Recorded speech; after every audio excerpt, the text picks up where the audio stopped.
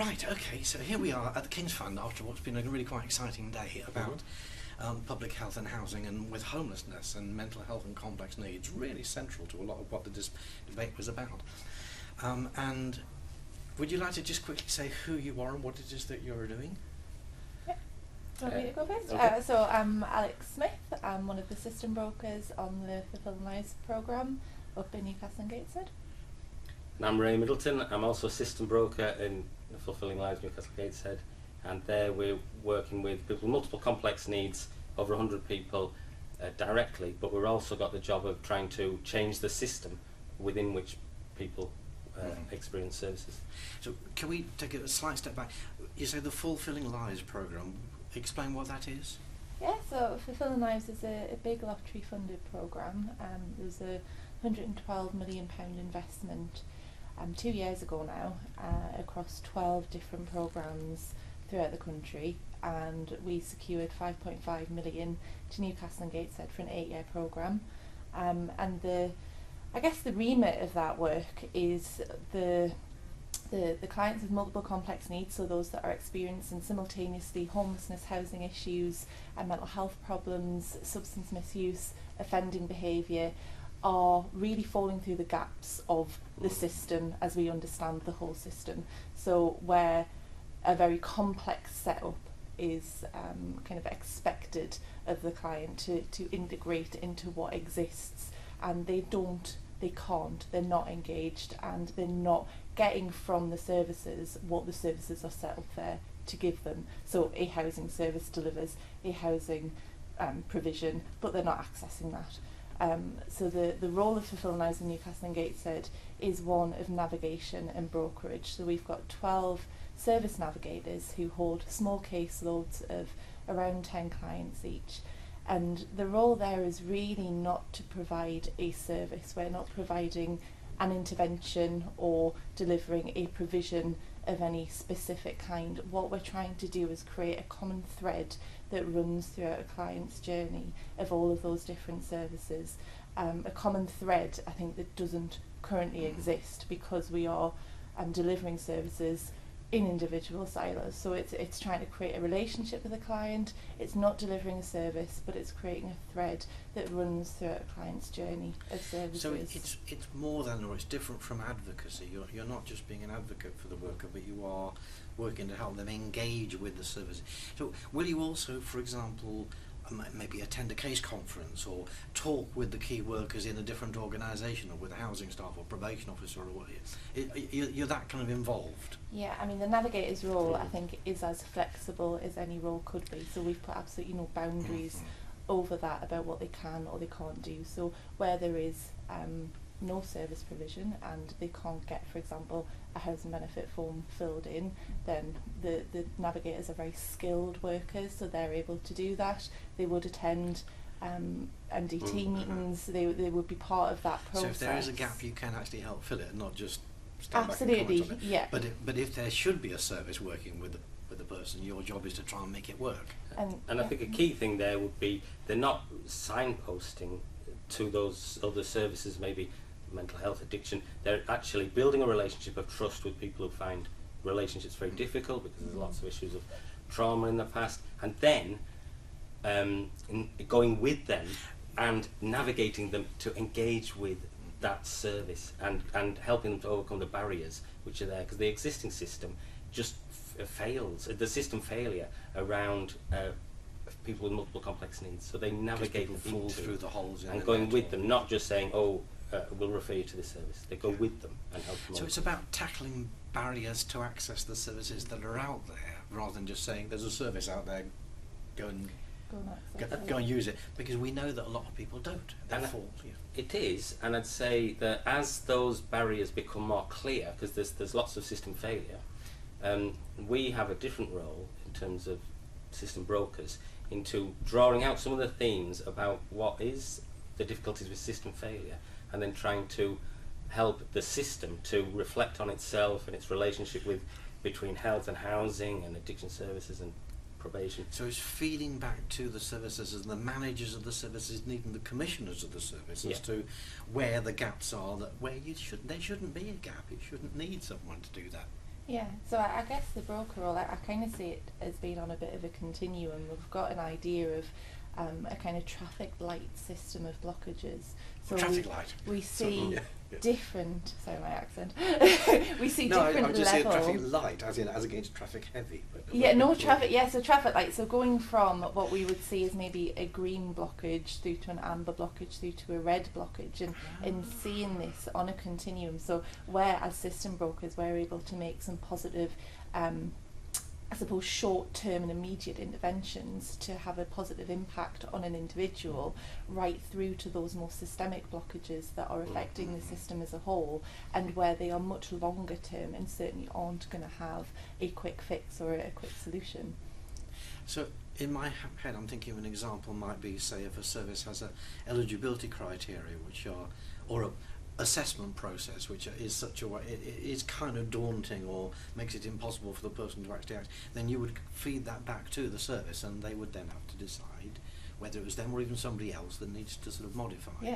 Is So I that- mean, some good examples. That we've got a lady client that we're working with who has a diagnosis of personality disorder. She is dependent on alcohol, is very chaotic, not engaged with services, homeless stroke living with family, and 12 months ago was convicted of a very serious charge. So she was convicted of arson with willful intent, and she was sentenced to 36 months and is currently in prison.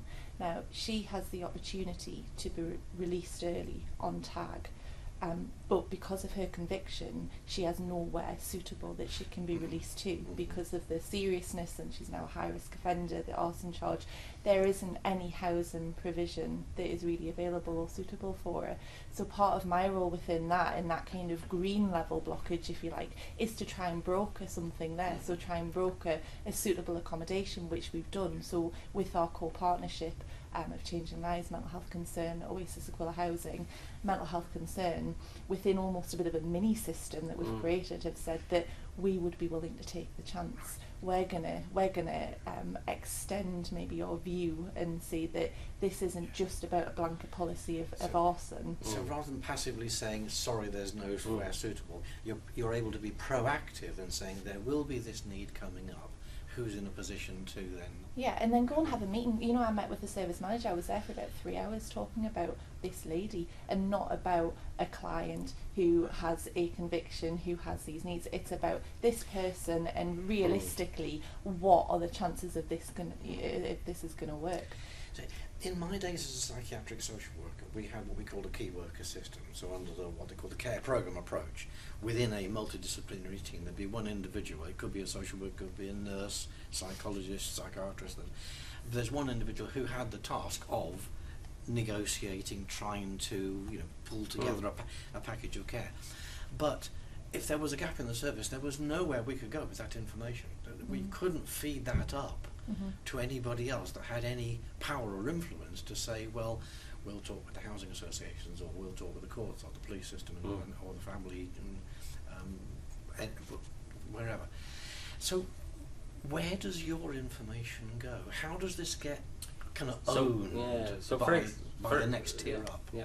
So one of the things we do is a number of themes might come out, which are, if you just think about it individually and not systemically, you just think, well, I'm frustrated as a worker, as a care coordinator, as whatever key worker with these issues. But the advantage we have, I think, looking at these different systems in the silos, you could think of it in terms of health and housing and addiction, is because we are outside of that system, we're part of the system, but we can help them to reflect on these issues. So we've got an experts by experience group, for example, of people who've got lived experience, who can come together and think about what these themes are and what some of the solutions are.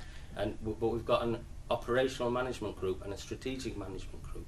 So every 2 months, for example, we get the operational management group, which is managers from those different areas, the third sector, from probation, housing, health, addiction, bring them together, and we'll maybe give some case studies, examples of real difficulties of people with multiple complex needs that we've come across. And then we'll facilitate workshops where people talk, which they rarely do in the past. And we bring people together, because people are so busy and under pressure, and they think in a particular way, maybe about health, in the way they've been trained in health, or they think about addiction, or they think in a way that probation have been trained. It's very difficult to think differently unless what we do is bring people together, give them case studies, help facilitate workshops where they then are enlightened about, oh, I didn't realise that you worked in that way, I didn't realise you could do that, and then we open up this dialogue where there can be shared learning, shared solutions, and one of the ways the system can change at this level is that people can realise and change things about how and they work. shared ownership of the gap, so that if one person's going to go the extra mile, they get the recognition from the others for having said, well, we can take a punt on this, we'll go a little bit further than we otherwise would.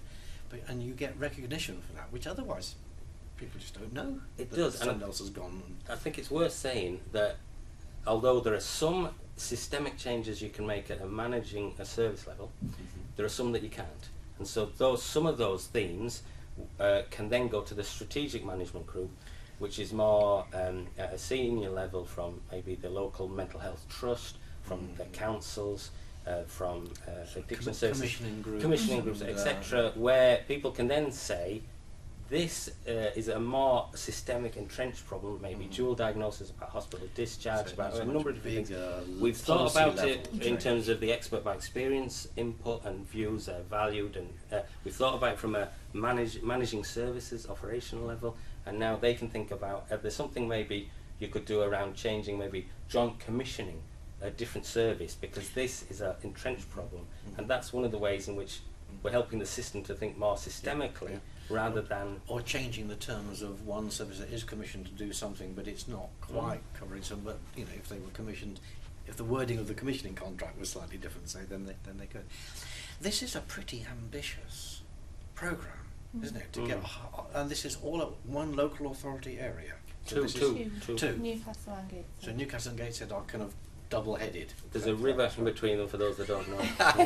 There is a river and there's a bridge. We'll get a picture of that. But we should definitely get a picture of the bridge. That is a wonderful image, isn't it? Yeah. But you know, it's all even about bridging. Those areas that are very close, they work very differently. So we're noticing real differences in the response really to fulfilling lives and what's needed specifically in those areas. And am I right that all of the Fulfilling Lives projects, and there are what, 10, 12 of them? 12. All of them are focused on a whole local authority and all the services in that area. That's kind of the USP. That's what the Fulfilling Lives. There's four main areas. Is. Yeah. So housing, homelessness, addiction services, mental health, and criminal justice. And some of them might cover a geographical area that's more than one local authority, but it's not all over the country. It's 12 discrete geographical areas. But it is geography based rather than sector based, and that's what allows you to then have a project. And you meet up occasionally, or all of your 12, but there's a kind of learning program and research and so on. I'm off to Birmingham tonight to go to the Action Learning Set on system change.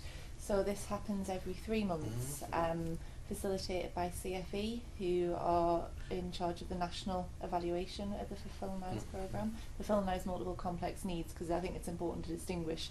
There are other Fulfilling Lives programmes. Yes, this is one specifically of many, multiple complex needs. And the big lottery funds a lot more stuff than just the Fulfilling Lives programme. Absolutely, it's all you know, like Russian dolls. This isn't. So yeah, the action learn set. So there's 2 action learn sets: one on system change, one on evaluation. So our evaluation lead, Sophie Bubis, she goes to the other action learning set, and I attend on our behalf at the system change action learning set, where we do get to come together and really share, I guess, the common themes that are coming up, the challenges, the successes that we've had. And really sharing ideas about the ways that we've managed to do that. And I think really interestingly, one so key dissemination of the learning and shared learning is actually built into the whole thing. Absolutely, yeah. The sharing of it, and I think just the common frustrations or challenges that we have, or the common ways, the successful ways that we're able to make positive changes. And I think some of that, in a really key point, is that when we talk about systems, we are just talking about people.